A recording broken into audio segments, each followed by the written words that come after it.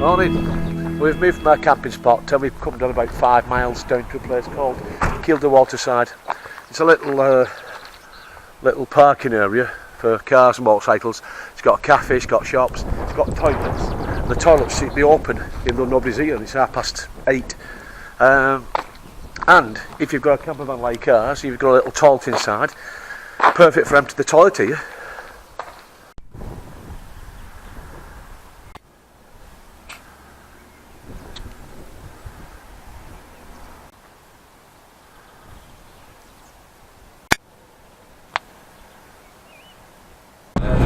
Oh, there it is. Need to figure out how to get on to it. So we had that whole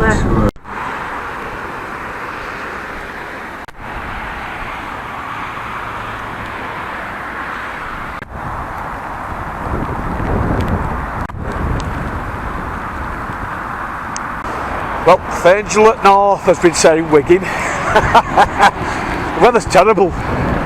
Pouring down, it's cold as well, but hey, listen, we're on holiday, that's the main thing.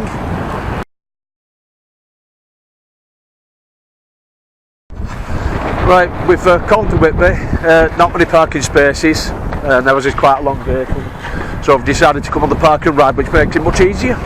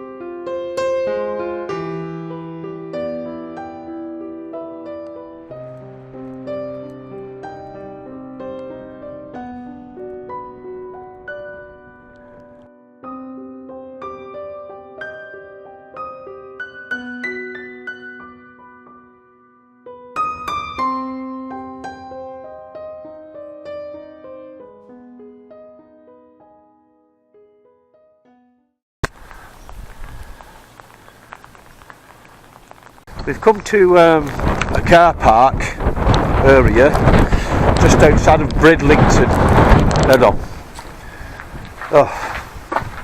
We've come to a car park area just outside of Bridlington. Hopefully we can spend the night here. We'll see what happens first. There's another camper van here anyway. I'll show you. And we're there. Anyway, it's now 20 to 6. I'm going to have a mooch round, make sure everything's alright, and then see what we're going to do next.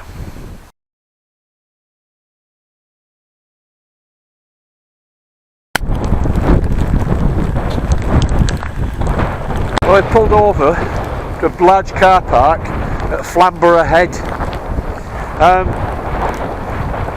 I think we can park here anyway. There's, the council said it's a long stay car park. Now, while I was mooching round, some car park lads turned up and locked all the things up so you can't actually pay. Bit of a strange one, unless it's, I've heard it's after 6 o'clock it's free anyway. Anyway, Lighthouse, Flamborough Lighthouse is on. Sorry, it will be on later on. I'm going down to the head anyway. I've heard there's a couple of things I need to look at.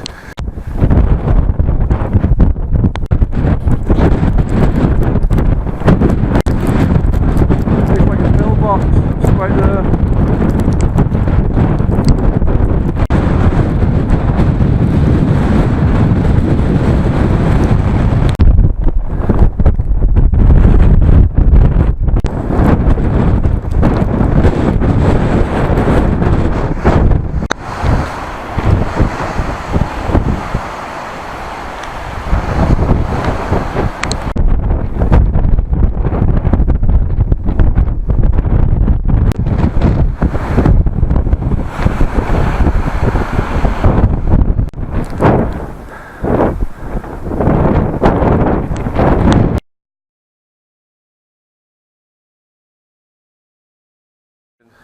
As you can see, we're back at the RSPB car park.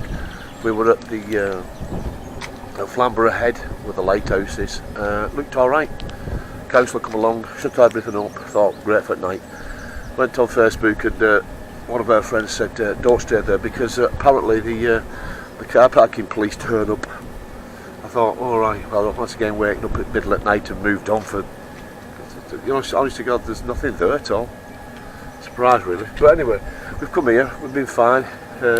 It's 7:10, we're on our way by 7:30, 8 o'clock anyway. Somebody's turned up in a car, so I don't know if it's part of the RSPB, I don't know, but just keep an eye on things anyway. There's 2 other camper vans with us, so. We've just come through a place called Withensea along the east coast, and I've just pulled over to just show you what's happening with the coast around this area of the east coast. It's not good really. Have a look.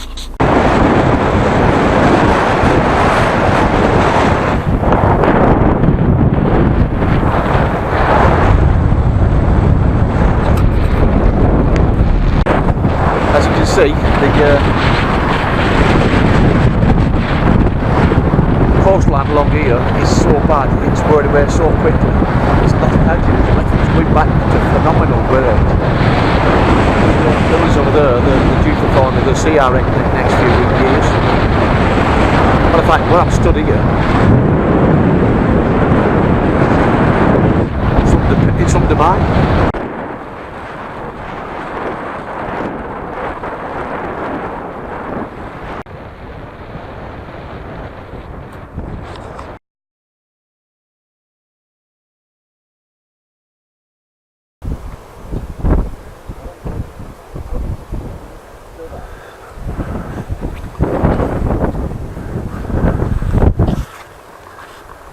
We're at the top end of Spurn Point Nature Reserve. The gate there's been tied up. We can't get past that point. And the reason why is because a few years ago we had a bad storm here and they've washed quite a bit of the road away, so you can't drive down anywhere. At one time you could. So what I'm going to do is I'm going to walk down as far as I can and have a look at what's down here basically.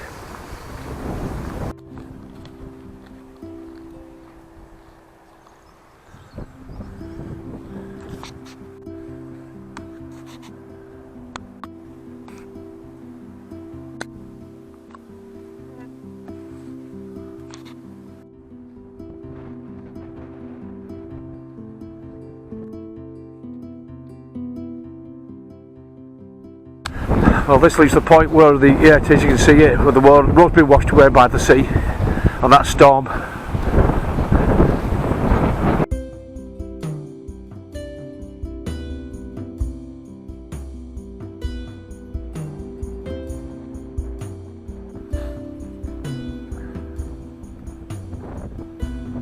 Get stuck in there, man. It's like a dry dog biscuit. It does, isn't it? Looks like walking down to the point. It's about 3.5 miles away from the mainland. That's what it says on my Google Maps anyway. We've got plenty of time. The next high tide's 7 o'clock and it's only 12:30.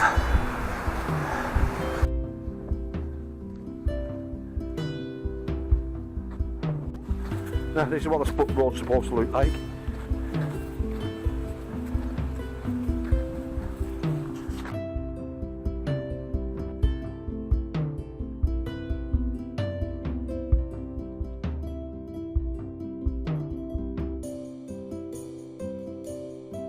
We haven't had a very good winter this year, 2018. It's had beasts from the east, 1 and 2, and I've heard beasts from the east, part 3's turning up. It hasn't done this Easter anyway, so far. But I've not cussed myself now. I think nature's undermined this lot. You can see the road has changed from interlocking blocks to concrete slabs now.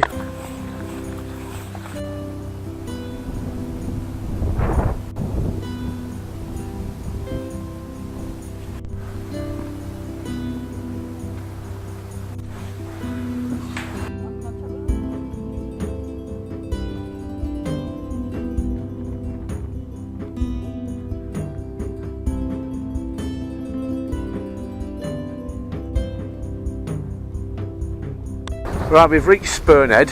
Aye?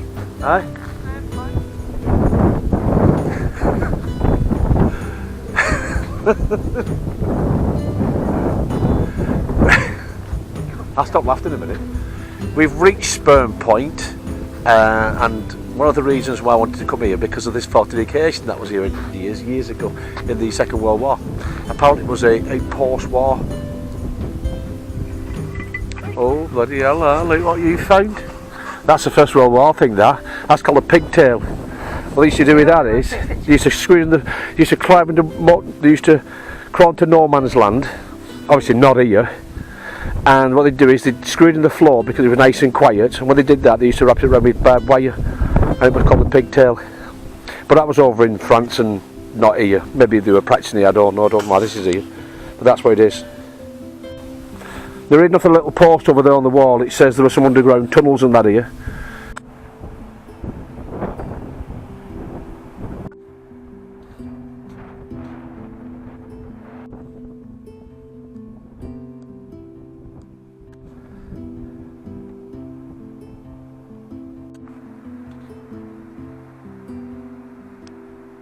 This fortification is bigger than I expected actually. It seems to cover all this this point.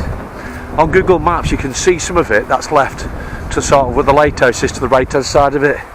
But here, obviously it's overgrown a lot, there's quite a bit. And it's very interesting.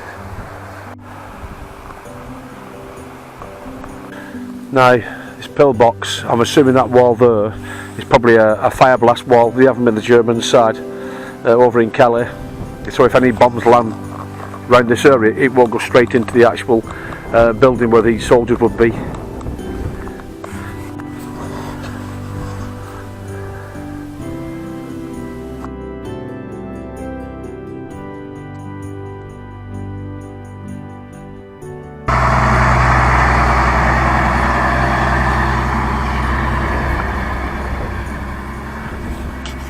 That's one shipment of German POWs that we've captured and taken to prison.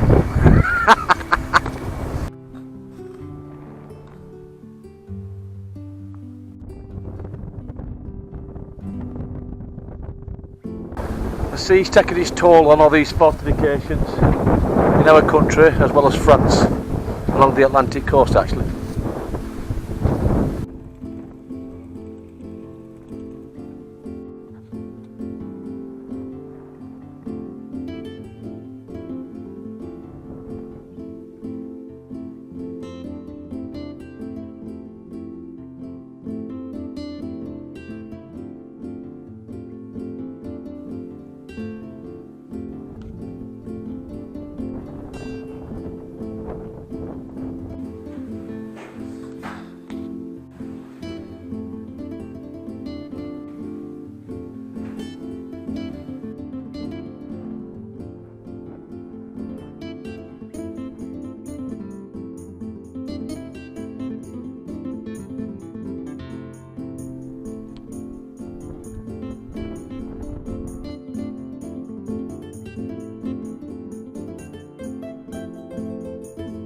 Right, as you can see, if you notice how the British do things compared to the Germans, these are actually concrete block.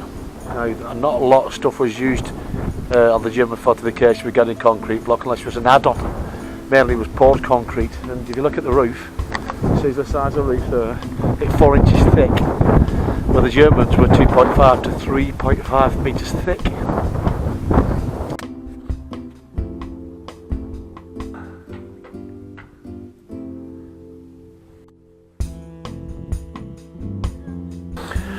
Apparently this is where the £6 gun was situated, and you can see where the rungs were, where they could actually turn it to a probably 120-degree traverse, so they could cover all of the most of the inlet to Hull Harbour.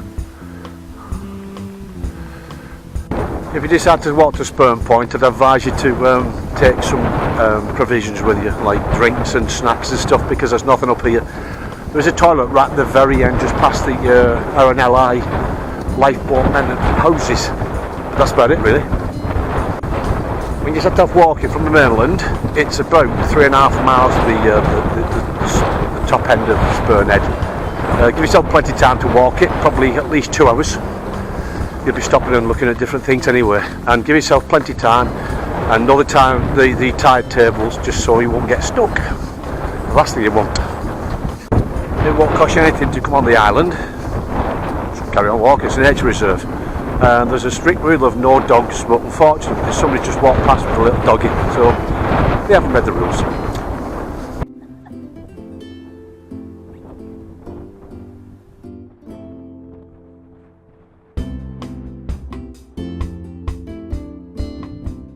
If you want to go to the lighthouse, then it's about £4 per person to go up and have a look at the top. It's only open at specific times of the day, so I'm assuming you can check with the website, see when it's open. Now, there's no refreshments on here, I think I've said that before. However, you can buy pop or water in the actual, at the foot of the lighthouse without going in, which is good. Bring plenty of change, because the right to change, and lucky enough I had about 15 quid of change on me, so I swapped them.